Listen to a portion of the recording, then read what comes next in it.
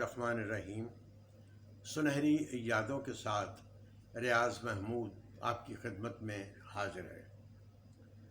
सबसे पहले आपसे दरख्वास्त है कि आप मेरे चैनल को सब्सक्राइब कर लें ताकि आइंदा भी जो वीडियोस मैं अपलोड करूं वो आप तक पहुंचती रहे। ये एक जानी मानी हकीकत है कि भारत ने कभी भी पाकिस्तान को दिल से तस्लीम नहीं किया, और जब आज़ादी मिली तो उस वक्त जो हुक्मरान थे हिंदुस्तान के, उन्होंने भी तकसीम कुछ इस अंदाज से की कि बहुत से वो इलाके कि जिनको पाकिस्तान में शामिल होना चाहिए था वो भारत को दे दिए। ख़ास तौर पे गुरदासपुर का इलाका जो कि मुस्लिम अक्सरियत का इलाका था, उसको भारत में शामिल कर दिया और यूँ भारत को कश्मीर तक पहुंचने का एक रास्ता जो था वो फराहम कर दिया। चुनांचे इसका नतीजा ये हुआ कि भारत ने फौरी तौर पे कश्मीर पे कब्ज़ा किया, हैदराबाद दक्कन पे भी कब्ज़ा कर लिया, जूनागढ़ पे भी कब्ज़ा कर लिया, और बहुत से वो इलाके कि जहाँ मुस्लिम अक्सरियत थी लेकिन उन पे इसने ज़बरदस्ती जो था कब्ज़ा वो कर लिया।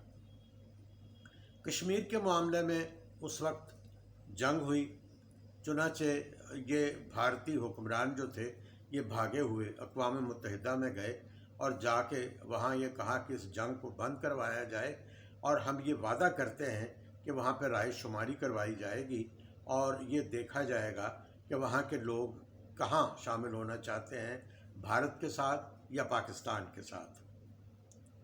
लेकिन ये वादा जो था उसने पूरा न किया, वक्त गुजारता रहा हीले बहानों के साथ। हालांकि ये हकीकत है कि 90 से ज़्यादा फ़ीसद जो आबादी थी कश्मीर की वो मुसलमानों की थी और हर कानून के तहत उसको पाकिस्तान के साथ ही शामिल होना था। लेकिन भारत ने उस पर कब्ज़ा करके उसको अपना अटूट अंग कहना शुरू कर दिया और अब कुछ ही अर्सा पहले उसने भारतीय आइन की जो एक दफ़ा 370 थी उसको भी ख़त्म करते हुए कश्मीर को अपना इलाका डिक्लेयर कर दिया। बहरहाल मैं पहले की बात कर रहा हूँ। नतीजा उसका ये हुआ कि अक्सर भारत की तरफ से जो पाकिस्तानी इलाके थे उन पे फायरिंग होती, बेगुनाह लोग मारे जाते और बहुत सा नुकसान होता। चुनांचे सन 65 में भारत और पाकिस्तान की फ़ौजों के दरमियान कश्मीर में एक जंग जो थी वो जारी हो गई। उस वक्त जो लाहौर के फ़ौजी अफसर थे बड़े, उनसे मेरी बात हुई एक दफ़ा और मैंने उनसे कहा कि कश्मीर की सूरत हाल जो है इसके बारे में बहुत तशवीश है कि ये कहीं फैल ना जाए बात।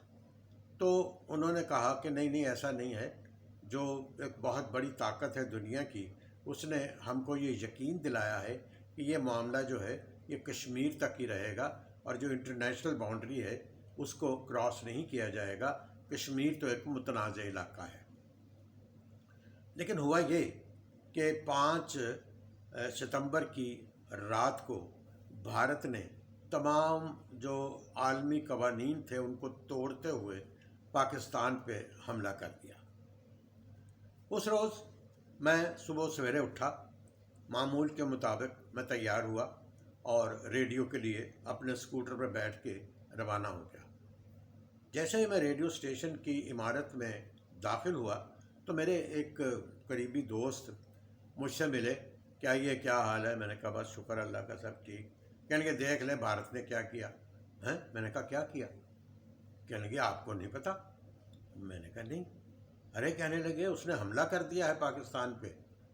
मुझे एकदम से जिसको वो कहते हैं एक शौक सा लगा। मैंने कहा हैं कब? कहने लगे एक बहुत बड़ा धमाका हुआ है, जो एयर बैरियर तोड़ा उनके जो थे जंगी जहाज़ उन्होंने, तो उसकी वजह से। और हमारा ड्राइवर जो था आशिक, वो सुबह के वक्त मनामा में हमारा एक ट्रांसमीटर था जिससे कि लाहौर नंबर 2 के प्रोग्राम नशर होते थे।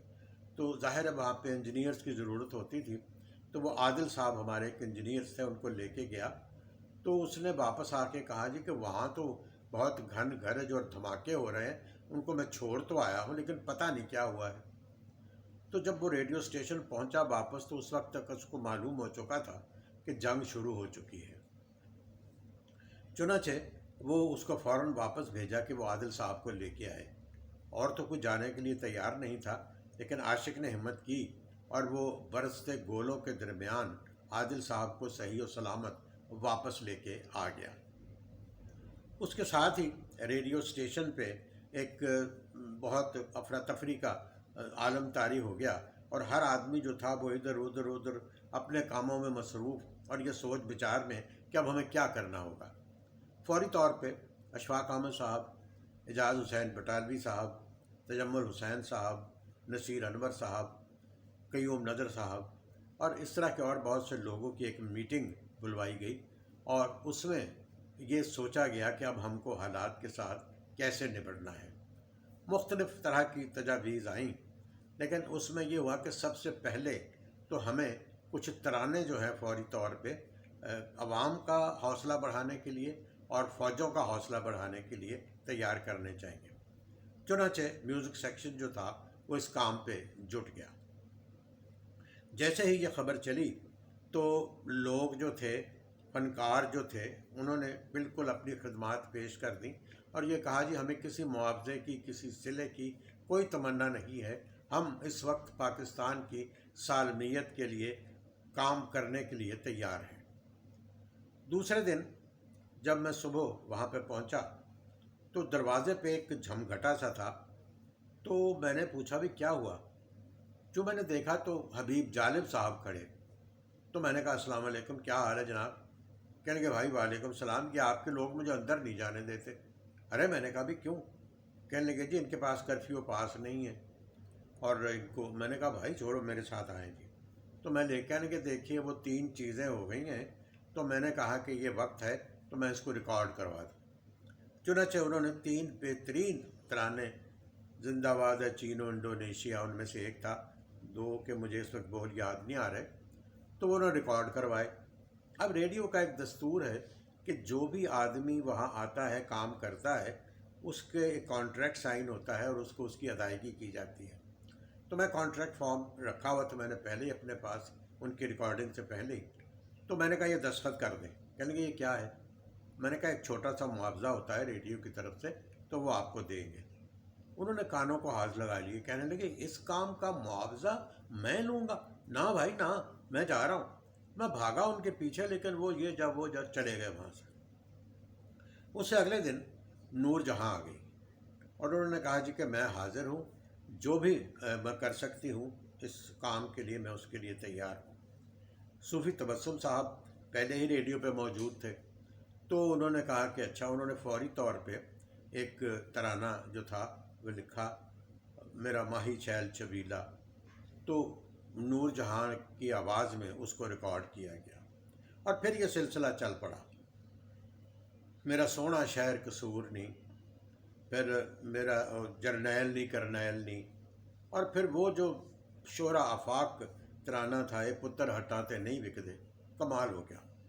اس کے بعد سے پھر فرمائشیں آنی شروع ہو گئیں کہ جناب وہ قصور کے بارے میں تو ہو گیا، سیال کوٹ جہاں پہ چونڈے کے قریب جو دنیا کی سب سے بڑی ٹینکوں کی جنگ ہوئی تھی اس کے بارے میں تو، چنانچہ سیال کوٹ تو زندہ رہے گا۔ کراچی والے بھی پیچھے نہیں رہے، مہدی حسن کی آواز میں وہاں سے ترانہ آ گیا، لاہور کو سلام۔ اس کے ساتھ ہی رشید انور صاحب کا جو ترانہ، اج ہندیاں جنگ دی گل چھیڑی، اکھ ہوئی حیران حیرانیاں دی، تو ایک سلسلہ تھا جو چل پڑا، اور یہ بالکل پہلے سے کوئی تیاری نہیں تھی، دنوں میں یہ سب کچھ ہوا، اور اس کا یہ اثر ہوا کہ قوم میں ایک نیا ولولہ، ایک نیا جذبہ پیدا ہو گیا۔ ایک بات میں بتانا بھول گیا کہ جس دن جنگ شروع ہوئی 6 ستمبر کو، اسی دن صبح 11 بجے اس وقت کے صدر پاکستان ایوب صاحب نے قوم سے خطاب کیا، اور انہوں نے کہا کہ دشمن کو نہیں معلوم کہ اس نے کس قوم کو للکارا ہے، اور واقعی دشمن نے اپنے سے جو تھا، ہمارے جو مجاہد تھے، انہوں نے دشمن کی 5 گنا جو بڑی طاقت تھی اس کو نہ صرف روکا بلکہ اس کو کافی نقصان بھی پہنچایا۔